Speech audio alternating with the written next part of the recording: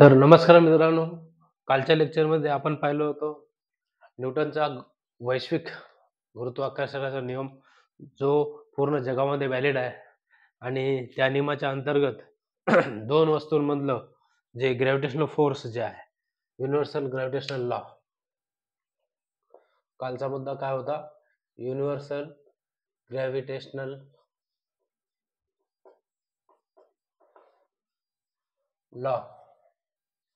त्याच्यामध्ये कोणत्याही दोन वस्तू असतील, सपोज अशा, हिचं मास m1 आहे, यांच्यामध्ये अंतर r आहे, आणि ही दुसरी वस्तू आहे, हिच्या वस्तुमान आहे m2, यांच्यामधलं अंतर आहे r, हिचं मास m1, हिचं मास m2, वस्तुमान m1 आहे, हिचं वस्तुमान m2 आहे. यांच्यामधला जो गुरुत्वीय बल आहे, ते यांच्यामध्ये असलेलं गुरुत्वाकर्षण बल हे किती असतं?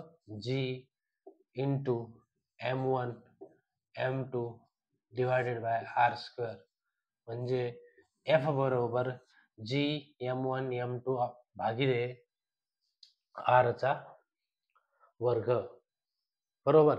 अशा प्रकारे यांचं एक्सप्रेशन आहे. म्हणजे हा जो फोर्स आहे हा कशाला प्रोपोर्शनल आहे व कशाला समानुपाती आहे? त्यांच्या वस्तुमानांच्या गुणाकाराला समानुपाती आहे आणि त्यांच्यामधील अंतराला व्यस्तानुपाती आहे, रेसिप्रोकल आहे. Reciprocal to the square root of distance between them and directly proportional to product of masses between them. म्हणजे याचा अर्थ काय? If I double the mass the force will get double. If I double the distance, the force will get 4 times lesser. Okay, 4 times काय होईल? Force होईल. आपण काय करूया, या ठिकाणी एक्झाम्पल घेऊया. Let us take an example. Calculate gravitational force between two bodies of masses 100 kg and 100 kg and 200 kg. 1000 kg 100 kg आणि 200 kg मध्ये दोन वस्तू आहे, kept at 1 meter apart, right? Use G is equal to 6.7 into 10 to the power minus 11 Newton metre square पर kg square. त्यांनी सांगितलंय की G ची व्हॅल्यू 6.67 न वापरता डायरेक्ट 6.7 वापरा, असं सांगितलेलं आहे. तर आपल्याकडे फॉर्म्युला इथं रेडीमेड आहे, F equal to G m1 m2 upon r square. ठीक आहे. तर मराठीमध्ये काय आहे? दोन वस्तू आहेत, दिलेल्या आहेत. एकीचं वस्तुमान आहे m1 100 किलो, दुसरीचं वस्तुमान आहे m2, तिचा मास आहे 200 किलोग्राम. एकीचं, दोन वस्तू दिलेल्या आहेत, m1 एकीचं मास 100 किलो आहे, दुसरीचं मास 200 किलो आहे. आपल्याला काय करायचं आहे? गुरुत्वीय बल काढायचं आहे. गुरुत्वीय बल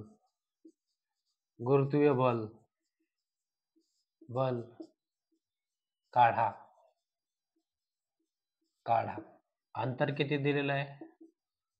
अंतर दिलेलं आहे 1 मीटर. 1 मीटर अंतर दिलेलं आहे. तर आपल्याकडे फॉर्म्युला आहे बघा. गिवन डाटा आपण पहिल्यांदा लिहू. Given m1 equal to 100 kg, m2 is equal to 200 kg. हा इथून एवढा पार्ट मराठीवाला आहे. ठीक आहे, बरोबर. तर गिवन आपल्याला दिलेलं आहे. आता आपण फॉर्म्युला या ठिकाणी टाकूया आणि त्याच्या किमती काढूया. बघा, गुरुत्वीय बलाचा फॉर्म्युला G m1 m2 भागिले r स्क्वेअर. G ची किंमत टाका 6.7, इंटू 10⁻11. इथं 6.67 आहे, परंतु या प्रॉब्लेम मध्ये त्याने काय सांगितलं की 6.7 वापरा, म्हणून आपण 6.7 वापरत आहोत. इंटू M1 ची किंमत किती आहे 100 किलो, M2 ची किंमत किती आहे 200 किलो आणि R किती आहे 1 मीटर, तर 1 चा वर्ग. काहीच नाही, वरच्यांचे गुणाकार करा. 6.7 गुणिले 10⁻11. या 100 ला मी कसं लिहू शकतो 10 चा वर्ग लिहू शकतो, 10 चा वर्ग. याला काय लिहू शकतो मी 2 गुणिले 10 चा पुन्हा वर्ग असं लिहू शकतो. म्हणजे 6.7 गुणिले 2 गुणिले हे 10 चा वर्ग, म्हणजे 10 चा वर्ग हा 10 चा वर्ग आणि हा 10 चा वर्ग. 10 चा किती पॉवर होईल 4 पॉवर होईल. प्लस मध्ये आहे, ह्याच्यामधून ते मायनस करा, ह्याच्यामधून काय करा ते मायनस करा. 11 मायनस केल्यानंतर 4 किती राहतात 10⁻7 न्यूटन. त्यांच्यातलं गुरुत्वीय बल एवढं आलं. 6.7 इंटू 2 हे किती होईल 7 दुनी 14, 4 8 आला 1, 6 दुनी 12 आणि 1 13. 13.4 इंटू 10⁻7 न्यूटन. 13.4 इंटू 10⁻7 न्यूटन एवढं यांच्यामध्ये गुरुत्वीय बल आलं. 13.7 13.4 गुणिले 10⁻7 यांच्यामधलं बल आलं. बेसिक मॅथमॅटिक्स तुम्हाला या गोष्टी सोडवताना आलं पाहिजे, त्याला पर्याय नाही. बेसिक मॅथमॅटिक्सला पर्याय नाही, तुम्हाला या गोष्टी सोडवाव्या लागतील. पॉवर्स कसे घ्यायचे ते तुम्हाला कळलं पाहिजे. इथं 100 ला मी 10⁻2 लिहिलं, 200 ला मी 2 गुणिले 10⁻2 लिहिलं. मग हा 10⁻2 हा 10⁻2 किती झाला 10⁻4 झाला, गुणिले त्याच्यासोबत 10⁻11 होता. मग 11 मधून 4 मायनस केले 10⁻7 राहिला, तो 10⁻7 इथं राहिला. मी अजून याचे पॉवर याला अजून सिम्प्लिफाय करू शकतो. 1.34 याचा पॉवर याला देऊ शकतो, तर याचा पॉवर अजून काय होईल जाईल वाढून जाईल, -6 होऊन जाईल. आता काही मुलं म्हणते सर पॉवर वाढून जाईल म्हटले आणि कमी केलाय. कमी नाही केला. 10⁻6 इज ग्रेटर दॅन 10⁻7. हे हमेशा लक्षात ठेवायचं. Right, 10⁻6 is greater than 10⁻7. Right, तर अशा प्रकारे ही आपण लिहू शकतो. तर हे झालं या दोन वस्तूंमधलं काय बल. बघा बल किती आले या ठिकाणी मी बल लिहितोय बघा 1.34 इंटू 10⁻7 न्यूटन हे बल लिहून ठेवलेलं आहे. आता ह्याच प्रश्नामध्ये त्याने दुसरा प्रश्न मला विचारला आहे. बघा नीट बघा, वस्तूंचं मास कमी नाहीये. एकीचं किती आहे 100 किलो आहे, दुसरीचं 200 किलो आहे आणि 1 मीटर अंतरावर ठेवलेले आहेत. एकच कमी, अंतरही कमी आहे, परंतु त्यांच्यामधलं गुरुत्वीय बल एवढं छोटं आहे, त्यांच्यामधलं गुरुत्वीय बल एवढं छोटं आहे की किती छोटं आहे, पॉवर -7 मध्ये चाललंय, -6 मध्ये पॉवर चाललेली आहे यांची, -6 मध्ये एवढं कमकुवत आहे. म्हणजे काय आहे याच्यावर काय सिद्ध होतं की गुरुत्वीय बल हे कमकुवत, it is the weakest force in the nature. Gravitational force is the weakest force in the nature, हे यामधून काय होतं सिद्ध होतं. हे सरळ सरळ आपल्याला कळालेलं आहे. आता दुसरा प्रश्न त्यांनी विचारला,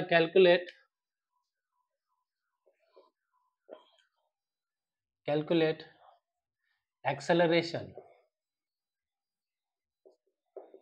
of M1 towards M2 and M2 towards M1. Acceleration काढा म्हणतात. आपल्याकडे फॉर्म्युला आहे, फोर्सचा फॉर्म्युला आहे बघा, F is equal to mass into acceleration. Father is equal to ma, F is equal to M into A. हा आपण 9वी मध्ये शिकलेला फॉर्म्युला आहे. ठीक आहे, न्यूटनचा second law, according to second law of न्यूटनच्या लॉ ऑफ मोशन चॅप्टर मध्ये F is equal to MA. आपल्याला काढायचं काय आहे ऍक्सेलरेशन, त्वरण काढायचे, त्वरण काढायचे, दोन्ही वस्तूंचं त्वरण काढायचं आहे. तर ए म्हणजे काय असतं त्वरण, एम म्हणजे काय, वस्तुमान, आणि एफ म्हणजे काय, बल. बरोबर. तर आपल्याला काढायचे काय, त्वरण काढायचे. तर त्वरण काढायचे तर त्वरण काय होईल या ठिकाणं, ए इथं राहील, एम याच्या खाली जाईल, म्हणजे त्वरणचा फॉर्म्युला बनेल एफ बाय एम. त्वरणचा फॉर्म्युला झाला एफ बाय एम. बस आपल्याला काय करायचं आता, फक्त मासनं भागायचं. तर फॉर M1 पहिल्यांदा आपण नंबर 1 ला M1 करू. M1 is equal to 100 kg. Force किती, त्वरण किती येईल, A1 म्हणू आपण त्याला. A1 is equal to F divided by M1. Mass M1 घेतलं. ज्यावेळेस M1 चं त्वरण काढायचंय त्यावेळेस M1 न भागावं लागेल. ज्यावेळेस M2 चं त्वरण काढायचंय त्यावेळेस M2 न भागावं लागेल. बरोबर आहे. तर M1 न भागूया. काय आलेलं आहे, 1.34 इंटू 10⁻⁻6 डिवायडेड बाय 100. 100 म्हणजे काय, 10⁻². 1.34 याचं युनिट काय असतं, मीटर पर सेकंड स्क्वेअर. त्वरणचं युनिट काय असतं, metre per second square. So 1.34 into 10⁻⁻6 divided by 10⁻².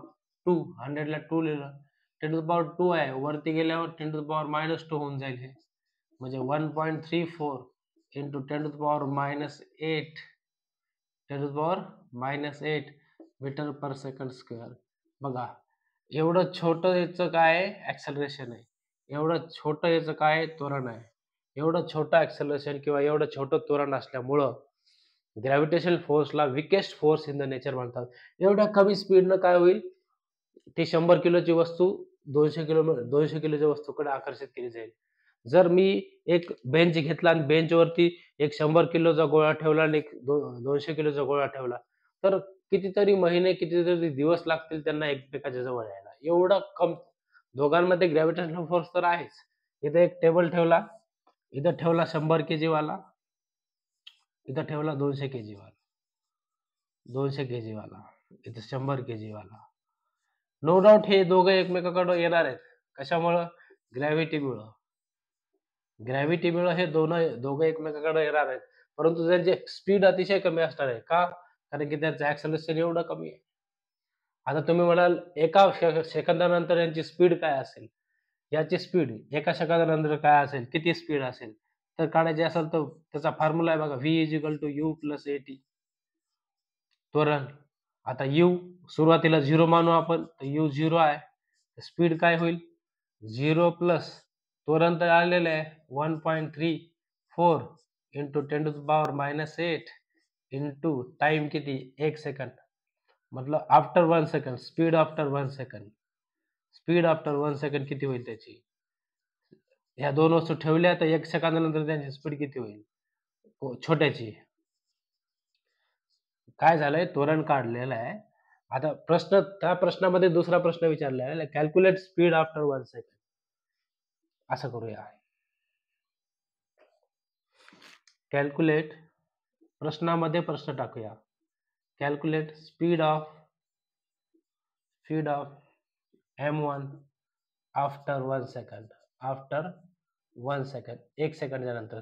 स्पीडचा formula after साठीचा काय असतो, v is equal to u plus at. हा स्पीडचा फॉर्म्युला आहे, हा आपण 9वी मध्ये शिकलेला आहे. ठीक आहे. v म्हणजे फायनल स्पीड, u म्हणजे इनिशियल स्पीड. म्हणजे हा शेवटचा वेग आहे, हा सुरुवातीचा वेग आहे, हे त्वरण आहे, आणि हा वेळ आहे. वेळ, त्वरण, सुरुवातीचा वेग, शेवटचा वेग.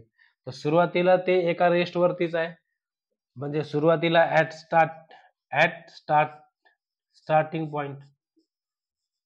Starting point u is equal to 0 आहे, right. So at t is equal to 1 second, v is equal to काय होणार आहे, 0 प्लस त्वरण किती आहे, 1.34 इंटू 10⁻⁻8 इंटू 1, म्हणजे v किती आला, 1.34 इंटू 10⁻⁻8 मीटर पर सेकंड. म्हणजे एवढी कमी स्पीड आहे त्याची. ही स्पीड नक्कीच जसं जसं वेळ वाढेल, म्हणजे स्पीड ही कशावर डिपेंड आहे, टाइमवर डिपेंड आहे. त्याचं त्वरण तर कॉन्स्टंट राहणार आहे. टाइमवर डिपेंड आहे. जसं जसं ते जवळ येतील तसं तसं त्यांच्यातलं अंतरही कमी होईल. अंतर कमी झाल्यामुळं अंतर कमी झाल्यामुळं त्यांच्यातला फोर्स वाढेल. फोर्स वाढला की त्यांचं ॲक्सेलरेशन वाढेल. ॲक्सेलरेशन वाढलं त्याची स्पीडही वाढणार आहे. म्हणजे जसं जसं जवळ येतील तसं तसं त्यांचा फोर्स वाढेल. फोर्स वाढला त्यांचं त्वरण वाढेल. त्वरण वाढलं की त्यांचं काय वाढेल? स्पीड वाढेल. परंतु सध्या तरी त्यांची स्पीड एवढी कमी आहे की सेकंदाला 10⁻⁸ मीटर पर सेकंड एवढी छोटीशी स्पीड आहे. बरोबर? छोटीशी स्पीड आहे. तेच तुम्ही कोणासाठी करू शकता? 200 किलोग्रामसाठी करा. हा वाला पार्ट जो आहे 200 वाला 200चं त्वरण काढायचं. 200चं बघा 200चं त्वरण काढायचं आणि 200ची स्पीड काढायची. एक गोष्ट लक्षात ठेवा, जी वस्तू छोटी असते तिचं त्वरण जास्त असते, लक्षात ठेवायचं. 200चं त्वरण जर काढलं आपण 200चं त्वरण जर काढलं 200 किलो वाल्या वस्तूचं त्वरण जर काढलं तर तिचं त्वरण कमी येणार 100 पेक्षा. का? कारण की दोन्ही वस्तू एकमेकाकडे ओढत असतात आणि जी छोटी वस्तू असते मोठी वस्तू छोट्या वस्तूला जास्त वेगाने ओढते. म्हणून छोट्या वस्तूचं त्वरण हे जास्त असतं. छोट्या वस्तूची स्पीड ही जास्त असते. बघा M2 200 kg आहे.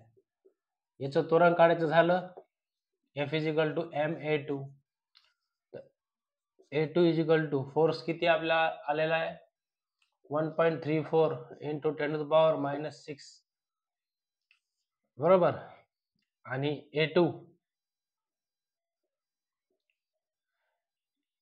यस मास काढायचा आपल्याला मास 200 याला 1.34 × 10⁻⁻6 डिवायडेड बाय 2 × 10⁻².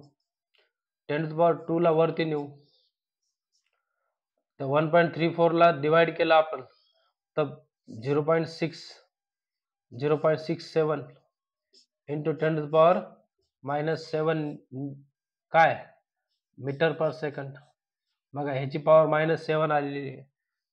त्याची पॉवर -8 आलेली आहे. बघा त्याचं त्वरण -7 ह्याची -8 म्हणजे बघा त्वरण याचं कमी आलं. ह्याचं त्वरण काय झालं कमी आलं. मग ह्याची स्पीडही काय होणार ह्याची स्पीड एका सेकंदानंतर ह्याची स्पीड काय होणार आहे 0.67 × 10⁻⁻7 मीटर पर सेकंड होणार. म्हणजे ह्याची स्पीडही कमी होणार. म्हणजे ज्या वस्तूचं मास जास्त असतं तिचं त्वरण कमी असतं. ज्या वस्तूचं मास जास्त असतं तिचं त्वरण कमी असतं. ही गोष्ट लक्षात ठेवायची गरज आहे. हे गोष्ट लक्षात ठेवायची गरज आहे. लक्षात ठेवलंच पाहिजे. हे झाले काही एक्झाम्पल याचे कशावरचे तुमच्या युनिव्हर्सल ग्रॅव्हिटेशन लॉवरचे एक्झाम्पल्स. भरपूर सारे एक्झाम्पल तुम्ही याच्यावरचे घेऊ शकता. वेगवेगळे मासेस तुम्ही स्वतःच घ्या आणि त्यांच्यामधलं अंतर स्वतः घ्या. फक्त अंतर हे कमी घ्या जेणेकरून तुम्हाला प्रॉब्लेम सोडवण्यासाठी जास्त अडचणी नाही आल्या पाहिजे. असे घ्या की जेणेकरून काटाकाटी करायला तुम्हाला सोपा जाईल. जेणेकरून आपल्याला फक्त कॉन्सेप्ट समजण्याचे मतलब आहे आणि तुम्हाला प्रॉब्लेम आहे तसेच येणार ज्याच्याने त्या प्रॉब्लेममध्ये वेळ व्हावी काटाकाटी तुम्हाला सहज करता यावी अशा प्रकारचे प्रॉब्लेमच परीक्षेमध्ये विचारलेले असतात. ठीक आहे. त्याच्यामुळे जास्त चिंता करायची गरज नाही. आता नेक्स्ट मुद्दा आहे आपला acceleration due to gravity. Acceleration due to gravity. Acceleration due to gravity ज्याला स्मॉल g न डिनोट करतात. Acceleration due to gravity. बघा ज्यावेळेस आपण एखादी वस्तू हवेमध्ये फेकतो ती वस्तू खाली येते. परंतु खाली येण्याच्या अगोदर एक गोष्ट होत असते. कोणती वस्तू तुम्ही जोरात वरती फेका. हा पेन आहे बघा. हा पेन असा वरती फेकला खाली आला. हा पेन बघा हा वरती फेकला खाली आला. वरती फेकल्यानंतर एका सेकंदासाठी तो थांबतोय. एका सेकंदासाठी तो काय होतोय थांबतोय आणि वापस येतोय. म्हणजे काय की पृथ्वी स्वतःचा एक ग्रॅव्हिटेशनल फोर्स त्या वस्तूवर लावते आहे आणि ज्याच्यामुळे काय होते वर जाताना त्याची स्पीड कमी कमी कमी कमी होत जाते. वरती जाताना त्याची स्पीड कमी कमी कमी कमी होताना जाते आणि एक सेकंद असे येते की त्याची स्पीड एकदम काय होते त्या ठिकाणी 0 होऊन जाते आणि तो फोर्स अजूनही त्याच्यावर ऍक्ट होत आहे. तर तो रिव्हर्स डायरेक्शन आता ती वस्तू खाली खाली खाली खाली यायला लागेल खाली येताना पुन्हा त्याची स्पीड वाढत जाईल, वाढत जाईल, वाढत जाईल, वाढत जाईल. तर खाली येताना आणि वरती जाताना त्याच्यावरती जो फोर्स लागतो, आता कोणतीही वस्तू स्वतःची स्पीड कसं बदलते हे 7वी 8वी मध्ये आपण शिकलेलो आहे. वस्तूची स्पीड बदलण्यासाठी, वस्तूला थांबवण्यासाठी, वस्तूची स्पीड बदलण्यासाठी आणि वस्तूला थांबवण्यासाठी कशाची आवश्यकता असते? तर फोर्सची आवश्यकता असते. इथं कोणता फोर्स वस्तूची स्पीड वर जाताना स्पीड कमी करतोय. स्पीड काय होते? वस्तू आहे. वस्तू या ठिकाणी स्टॉप होते आहे. वर जाताना स्पीड कमी, वर जाताना स्पीड कमी, वस्तू खाली येताना स्पीड जास्त, स्पीड वाढते. मग स्पीड स्टॉप करणं, स्पीड कमी करणं आणि स्पीड वाढणं याचं कारण काय? याचं कारण आहे बल. कारण की बल परिणाम करतं. परंतु या ठिकाणी बल कोणतं आहे? या ठिकाणी बल आहे गुरुत्वीय बल. गुरुत्वीय बल. आणि वस्तूची स्पीड जर कमी जास्त होत असेल तर आपण म्हणतो त्वरण. बलाने बल दिल्यामुळं वस्तूमध्ये त्वरण येतं. वस्तू ऍक्सलरेट होते. एकतर तिची स्पीड वाढते किंवा कमी होते. या ठिकाणी काय होते? पृथ्वीचं गुरुत्वीय बल वर जाणाऱ्या वस्तूंवर काय करतं? फोर्स स्वतःकडे ओढतं. म्हणून त्यांची स्पीड कमी कमी होते. आणि ज्यावेळेस वरून वस्तू खाली येतात त्यावेळेस त्यांची स्पीड ट्रेमेंडस वाढते. त्यामुळं पृथ्वीचं बल त्यांना फास्ट स्पीडनं खाली घेतं. त्यामुळे वर जाताना स्पीड कमी होत जाते, खाली येताना स्पीड वाढत जाते. आणि अशा प्रकारे वर जाताना आणि खाली जाताना त्याच्यावरती एक ॲक्सेलरेशन ॲक्ट होतं. फोर्समुळं, ग्रॅव्हिटीच्या फोर्समुळं. त्याला म्हणायचं acceleration due to gravity. Acceleration due to gravity. Whenever objects are falling towards earth, whenever objects falling towards earth, thrown from earth, when objects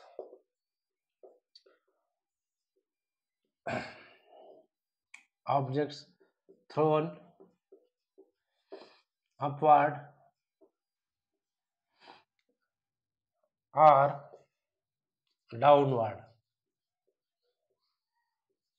downward, they experience gravitational force,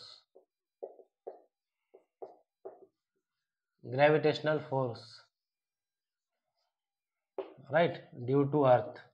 कोणामुळे? Due to earth. मराठीमध्ये सांगायचं झालं तर ज्या वेळेस वस्तू वरती फेकल्या जातात किंवा खाली फेकल्या जातात, जेव्हा वस्तू वर किंवा खाली फेकल्या जातात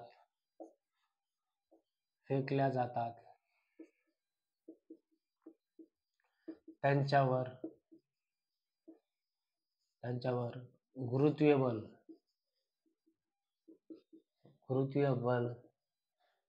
कार्य करते आणि त्यामुळे त्यांना त्वरण मिळते. त्यामुळे त्यांना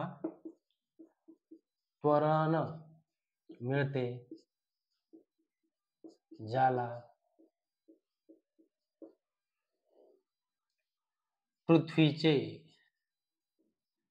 गुरुत्वीय त्वरण म्हणतात.